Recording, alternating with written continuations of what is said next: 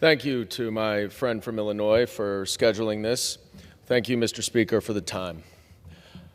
I rise here tonight once again to lift up the 133 hostages, innocent babies, grandparents, young women who have suffered from awful sexual abuse, and so many others, who were all brutally and illegally captured on October 7th by Hamas, a terrorist organization which has held them in treacherous conditions for 6 months. We don't actually know how many are alive because Hamas has violated just about every single humanitarian law that exists and will not provide a basic list of those who are alive or even provide wellness checks and daily medication to the elderly. 8 of these hostages are Americans, 3 of whom are sadly now confirmed dead. 3 weeks ago, Itai Chen, a 19-year-old soldier in the IDF who was on the border of Gaza on October 7th, was determined to have been killed on that fateful day. Hagit and Rumi Chen, Itai's parents, and my constituents who are here tonight with several other families of hostages have fearlessly and courageously led the families of hostages to focus our attention on the urgent need to bring them home. But Ruby and the other hostage families should not have to work so hard to keep the hostages front of mind. Since when do Americans show indifference to 8 of our own held hostage by a terrorist group?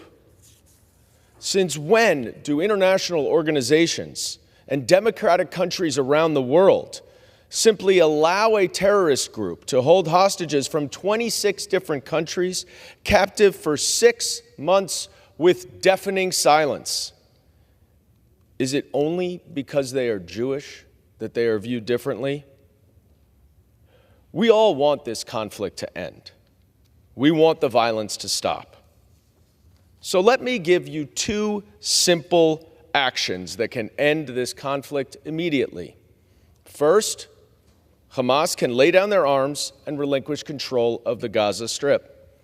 And second, and most importantly, Hamas must release all of the hostages, including the deceased bodies.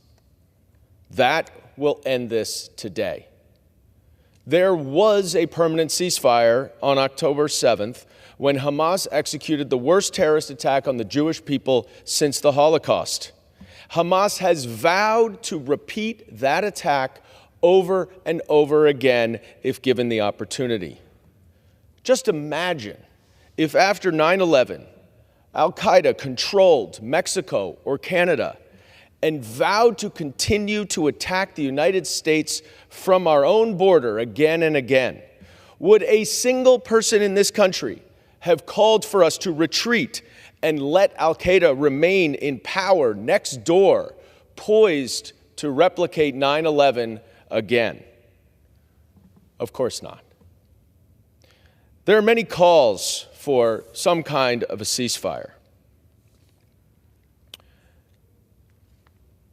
And there's no question that some kind of ceasefire is long overdue, even though everyone seems to have a different understanding of the term.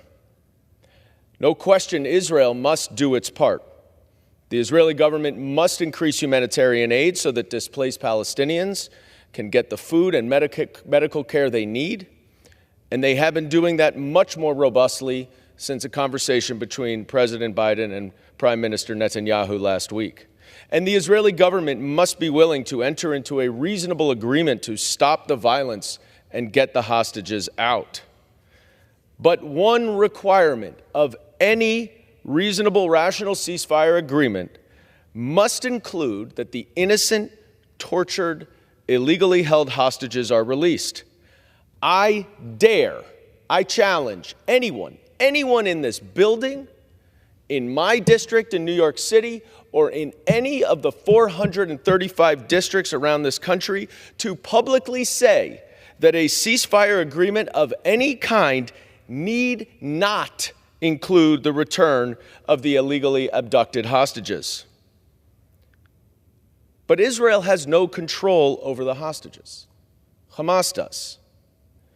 And so if any reasonable ceasefire agreement necessarily includes the return of hostages, and it must, then there can be no ceasefire agreement of any kind if Hamas is not a party to that agreement. So if you are calling for a ceasefire, then you must call on Hamas to release the hostages. And so I say to our administration, I say to my colleagues on both sides of the aisle, on both sides of this Capitol, I say to our allies around the world, Hamas and the countries that harbor and communicate with their leadership must feel much greater pressure to release the hostages. More and more are dying every day. We must bring them home. We must bring them home now. I yield back. Thank you.